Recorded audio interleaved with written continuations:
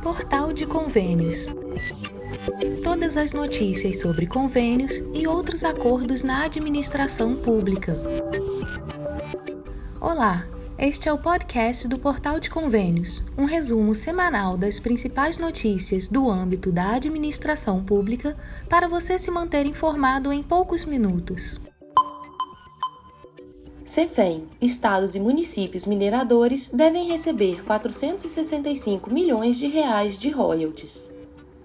A Agência Nacional de Mineração, a ANM, depositou sexta-feira, 21 de julho, os recursos referentes à Cefem, a compensação financeira pela exploração mineral, na conta de prefeituras e estados produtores de minérios. A informação é do presidente da Frente Parlamentar de Mineração Sustentável, deputado federal Zé Silva, do Solidariedade de Minas Gerais. Segundo ele, o dinheiro entraria na conta dos entes na segunda-feira, dia 24. Os recursos são uma espécie de contrapartida financeira repassada aos estados e municípios devido aos impactos causados pela exploração mineral. Os municípios que são afetados pela atividade, mas que não produzem minérios, ainda não foram beneficiados pela medida. Conforme o deputado, a ação beneficia diretamente os 2.158 municípios produtores, com os repasses de R$ 373 milhões ao todo. Ao mesmo tempo, entrará na conta dos 27 estados um total de mais de R$ 92 milhões. Desde que criamos a Frente Parlamentar da Mineração Sustentável, a primeira prioridade nossa é a estruturação da Agência Nacional de Mineração. Quero aqui reconhecer, como presidente da frente, o esforço e o gesto de patriotismo de toda a equipe de profissionais da Agência Nacional de Mineração. Tanto é que eles já fizeram todo o trabalho da distribuição da Cefem deste mês dos municípios produtores. Na segunda-feira, já vai aparecer na conta dos municípios. Em relação aos municípios afetados pela mineração, mas que não são produtores de minérios, Zé Silva explicou que os repasses ainda dependem do Ministério das Minas e Energia. Quanto aos municípios afetados, ainda depende do Ministério das Minas e Energia. Espero que rapidamente o Ministério também resolva para que esses municípios também possam receber esses recursos. E do mês anterior, houve problemas técnicos lá no sistema da Agência Nacional de Mineração. Eles estão concluindo a conciliação, mas em breve também, do mês anterior, será solucionado para todos os municípios. O pagamento da Cefem aos municípios produtores estava atrasado devido a problemas técnicos, que, conforme anunciado pela própria ANM na semana passada, já estariam sendo solucionados.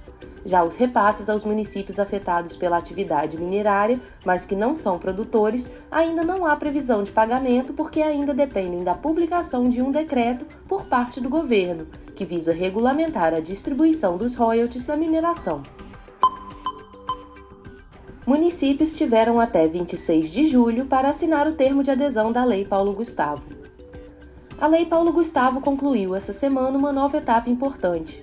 Os municípios que foram habilitados a receber recursos desse mecanismo de fomento tiveram até o dia 26 de julho para formalizarem a adesão ao programa após o envio dos planos de ação. Era fundamental atender a solicitação até o prazo estipulado para garantir o repasse do montante. Até 19 de julho, um total de 806 municípios ainda não haviam cumprido esse requisito. A Lei Paulo Gustavo representa o maior investimento do país no campo cultural, destinando um montante de R$ 3,8 bilhões com a intenção de descentralizar esses recursos para o setor. Dessa quantia, 2 bilhões serão destinados aos estados, enquanto 1 bilhão e 800 milhões beneficiará os municípios. O prazo para o envio dos planos de ação previsto na lei encerrou-se em 11 de julho. É importante ressaltar que todos os estados brasileiros, incluindo o Distrito Federal, estavam aptos a receber os recursos, sendo que 98% dos municípios se cadastraram para participar do programa. A ministra da Cultura, Margarete Menezes, declarou que a validação desses planos foi um trabalho potente realizado pelas equipes do Ministério. Em maio foram abertas as inscrições e em julho chegou-se a essa adesão de 98% das cidades brasileiras. Segundo a ministra, isso sinaliza para a sociedade brasileira a existência desse elo que nos une chamado cultura. Lei Aldir Blanc II de Fomento à Cultura. Veja o que mudou. O crédito especial para a aplicação da Política Nacional Aldir Blanc de Fomento à Cultura, o PNAB, ou Aldir Blanc II, como também é conhecida, foi aprovado pelo Congresso Federal. Nos próximos meses, R$ 3 bilhões começam a ser injetados no setor cultural brasileiro. A PENAB, criada em homenagem ao músico e compositor Aldir Blanc, tem como objetivo primordial promover ações e projetos que fortaleçam a cultura brasileira em todas as suas manifestações. Em contraste com políticas emergenciais que visavam apoiar trabalhadores da cultura afetados diretamente pela pandemia da Covid-19, a Lei Aldir Blanc se destaca ao contar com recursos assegurados até o ano de 2027. Essa abordagem visa proporcionar uma base sólida e duradoura para o setor cultural, estimulando a produção artística e garantindo o acesso a atividades culturais em todo o território nacional. O crédito especial aprovado pelo Congresso permitirá o financiamento de diversas iniciativas culturais, abrangendo áreas como música, dança, teatro, literatura, audiovisual, entre outras. A aprovação do crédito especial representou um passo significativo na garantia de que o setor cultural volte a ter relevância e consideração no cenário nacional. Autoridades destacam a importância da PENAB como um instrumento essencial para a valorização e preservação do patrimônio cultural do Brasil, além de estimular a diversidade e a inclusão no meio artístico. Cássio da Rosa, secretário executivo adjunto do Ministério da Cultura, afirmou que a Lei Aldir Blanc foi pensada como ação estruturante. Ela vai servir para consolidar o Sistema Nacional de Cultura e busca-se que ele tenha a mesma atuação que tem o Sistema Nacional de Saúde e o Sistema de Assistência Social, que são bem articulados e bem consolidados. O apoio financeiro garantido até 2027 deve proporcionar uma maior previsibilidade e estabilidade para artistas, produtores culturais e trabalhadores envolvidos com a cultura, possibilitando o desenvolvimento de projetos de longo prazo, a formação de novos talentos e técnicos da área cultural, além de ampliar o acesso do público a eventos e atividades culturais. Ao final dos 5 anos de vigor da lei, 15 bilhões de reais terão sido aplicados no setor, valores que devem complementar os recursos e políticas já desenvolvidas pelo poder público local. Segundo Cássio, esse recurso não está vindo para substituir o orçamento do município para a cultura. O município deve continuar investindo o mesmo valor, que é a média dos 3 últimos anos, no orçamento da cultura. E esse recurso é para potencializar, multiplicar as ações na cultura. E sabe-se como isso vai ser estruturante e importante para as políticas culturais. O secretário executivo destacou também a importância do trabalho dos servidores da cultura para assegurar a execução da Lei Aldir Blanc I durante a pandemia e, consequentemente, a aprovação dessa nova etapa da lei. Eles garantiram a execução apesar de todos os obstáculos e dificuldades impostas. O Ministério da Cultura concentra esforços na conclusão da prestação de contas da Aldir Blanc I. O prazo para envio da prestação de contas se encerra no dia 31 de julho. Hoje, 20% dos municípios ainda não apresentaram as suas prestações, e os que não o fizerem não poderão se habilitar para o recebimento de novos recursos. Acesse portalconvênios.com e veja tudo o que mudou na Aldir Blanc II. IPHAN investirá 7 milhões de reais em projetos sobre cultura imaterial. O Instituto do Patrimônio Histórico e Artístico Nacional, o IPHAN, disponibilizará 7 milhões e meio de reais para projetos que colaborem para a salvaguarda do patrimônio cultural imaterial brasileiro. A retomada desse investimento público visa fomentar iniciativas voltadas para as culturas populares e tradicionais e para a diversidade linguística do país. O edital que prevê esses recursos, edital do Programa Nacional do Patrimônio Imaterial, PNPI, foi publicado no Diário Oficial da União de terça-feira, 25 de julho, pelo IPHAN. As propostas devem ser apresentadas entre os dias 26 de julho e 8 de setembro, exclusivamente na TransfereGov, a nova plataforma para transferência de recursos do governo federal. Podem participar da seleção órgãos e entidades dos governos federal, estaduais, instituições de ensino superior, organizações da sociedade civil, agências de desenvolvimento e organizações privadas ligadas à cultura e à pesquisa. Organizações da sociedade civil selecionadas devem celebrar convênios. Órgãos e entidades da administração pública estadual vão firmar termos de colaboração. E as instituições federais, termos de execução descentralizada, informou o IPHAN.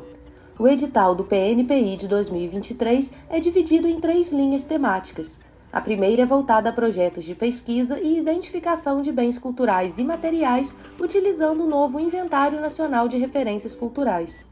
A segunda linha abrange projetos de pesquisa sociolinguística que utilizem como referência o Guia do Inventário Nacional da Diversidade Linguística. A terceira é voltada a projetos de apoio e fomento aos bens culturais registrados como Patrimônio Cultural do Brasil, inscritos em um dos livros de registro do IPHAN. Na primeira linha, os projetos devem ter orçamento entre R$ 200 mil e R$ 500 mil. Na segunda linha, entre R$ 150 e R$ 400 mil. E na terceira, R$ 150 mil e R$ 300 mil. Em nota, o presidente do IPHAN, Leandro Graz, diz que a nova edição do PNPI representa a retomada da valorização do patrimônio imaterial, da cultura popular e dos saberes tradicionais. O Instituto destaca que o valor a ser pago em 2023 supera todo o investimento do IPHAN em patrimônio cultural imaterial nos últimos 4 anos, além de estar mais de 1000% acima do valor disponibilizado em 2022. No site do IPHAN é possível obter mais detalhes sobre o edital do PNPI, bem como orientações sobre a submissão de propostas. 5G. Após um ano da implantação, tecnologia esbarra nas legislações municipais. Há um ano, em julho, o Brasil deu um grande passo ao implantar a tecnologia 5G no país. A quinta geração do serviço de internet móvel já está abrangendo todas as capitais nacionais e ativa em outros 184 municípios. De acordo com a Anatel, mais de 10 milhões de consumidores já adotaram essa tecnologia. A implementação do 5G segue um cronograma estabelecido, com previsão de conclusão até 2029, quando todas as cidades brasileiras deverão ter acesso a essa inovação. O balanço dessa implantação é extremamente positivo, com o 5G sendo disponibilizado em uma velocidade superior à do 4G. Essa evolução é destacada pelo diretor de Regulação e Autorregulação da Conexis Brasil Digital, José Bicalho. Após um ano de implantação do 5G, já são mais de 10 milhões de usuários e mais de 150 cidades atendidas, onde vivem mais de 40% da população brasileira. O 4G demorou 26 meses para chegar nesses mesmos 10 milhões de usuários. Isso demonstra o avanço da tecnologia e o interesse da população.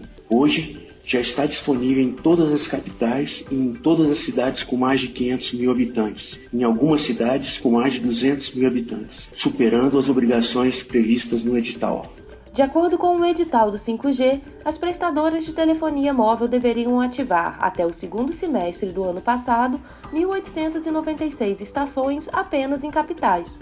O número de estações licenciadas em capitais, contudo, já é mais de 5 vezes maior, chegando a 9.481 estações. Isso representa 6,25 estações para cada 100 mil habitantes, bem acima da meta de 1,25 exigida pelo edital. Esse número de estações licenciadas já ultrapassa os compromissos de adensamento definidos para julho do ano que vem. Porém, a implementação do 5G em todo o país esbarra em questões de infraestrutura e legislações ultrapassadas. A tecnologia da internet móvel de quinta geração precisa de novas antenas, que não estão previstas na maioria das leis municipais do país. Com isso, a autorização de instalação dessa infraestrutura pode demorar de meses a anos, atrasando a implantação do 5G. A Confederação Nacional de Municípios, a CNM, reforça que entre os desafios apontados pelas gestões locais está a dificuldade das cidades em atualizar a legislação municipal e simplificar procedimentos de licenciamento urbanístico para autorizar a instalação de antenas de telefonia e internet 5G e a ampliação da cobertura 4G. Levantamento da CNM, feito com cerca de 1.400 gestores, mostra que 43% dos municípios nunca tiveram uma norma que discipline o tema.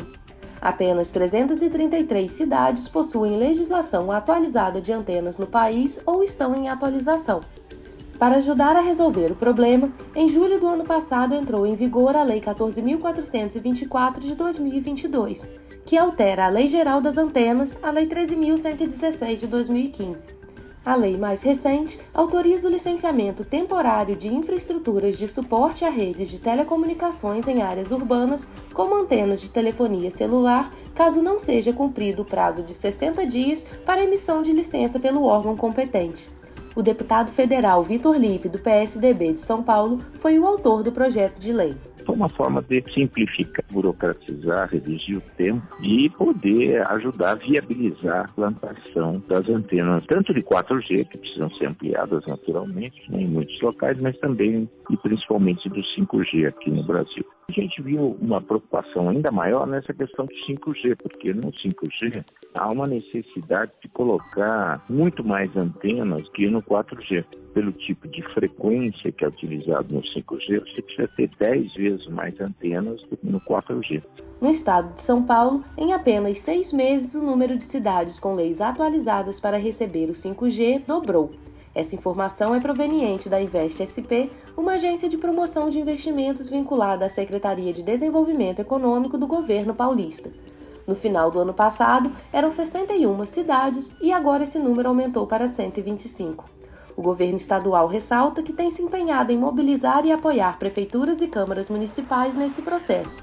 Atualmente, já são 86 cidades paulistas desfrutando da tecnologia 5G em suas localidades.